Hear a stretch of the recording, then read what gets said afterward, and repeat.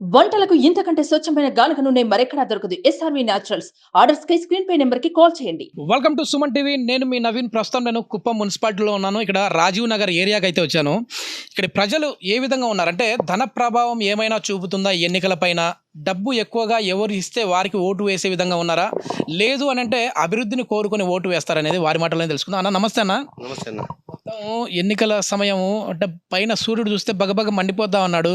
ఇక్కడ కూడా ఓటర్లు ఎట్లా ఉన్నారంటే, ఎప్పుడెప్పుడు ఎన్నికలు వస్తాయా, ఓటు హక్కును వినియోగించుకోవాలని ఉన్నట్టున్నారా, లేకుంటే ఎంత డబ్బులు వస్తుందా, ఎంత నాయకులు ఇస్తారని చూస్తూ ఉన్నారా? అన్న, మీరు చెప్పినట్టు ఎండ ఏ విధంగా మండుతుందో అదే విధంగా జనాల్లో మనసులో కూడా ఆ కోపంతో నెక్స్ట్ మన అభివృద్ధి ఏ విధంగా జరుపుకోవాలా, మన రాష్ట్రాన్ని కానీ, మనం కుప్పం నియోజకవర్గాన్ని కానీ, మన ఊరిని కానీ, మన యొక్క వ్యక్తిగతంగా ఏ విధంగా డెవలప్మెంట్ చేసుకునే దాని రీతిలో వాళ్ళు ఆలోచిస్తూ ఉన్నారు. ఖచ్చితంగా ఎప్పుడో ఎలక్షన్ వస్తుంది, ఎప్పుడో వేద్దామని ఆలోచిస్తూ ఉన్నారు అన్న. ఎవరు గెలిస్తే బాగుంటుంది అన్న, ఇక్కడే కాదు ఆంధ్ర రాష్ట్రంలో ఎక్కడైనా అడిగితే కూడా చంద్రబాబు నాయుడు గారు వస్తేనే బాగుంటుంది అనుకుంటారన్న. ఎట్లా ఉందన్నా మీకు? ఎట్లా ఓటు ఎట్లా మీరు డబ్బు తీసుకునేస్తారా, నిజాయితీగా వేస్తారా? డబ్బు వద్దు సార్, నాకు బాబుకి ఓటు కావాలంటారా? అవును సార్. ఎవరితో సాధ్యం అభివృద్ధి? బాబు సార్. చంద్రబాబు గారు.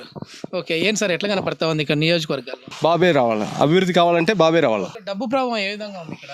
సార్, డబ్బు ప్రభావం వల్ల ఓట్లు కొనలేరు సార్. మొత్తం ఏదో మ్యాక్సిమం అయితే వాళ్ళు, మినిమం అయితే ఏదో వాళ్ళు మెజారిటీ కావాల్సి ఉంటే తగ్గించుకోవచ్చు, కానీ డబ్బు విషయంలో గెలిచేది మాత్రం 100కి 100% చంద్రన్నే ఇక్కడైతే.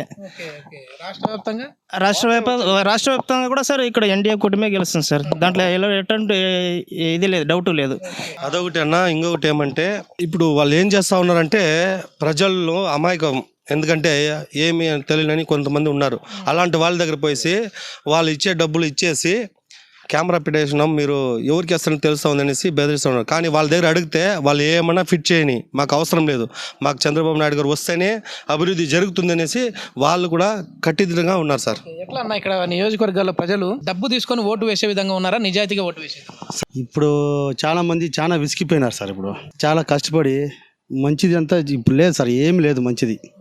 మాకు మంచిది కావాలనేసి అందరూ మంచిదానికి ఎన్నుకోనేకి రెడీగా ఉన్నాం సార్. చాలా మంది మంచిదికే పోరాడుతూ ఉన్నాము.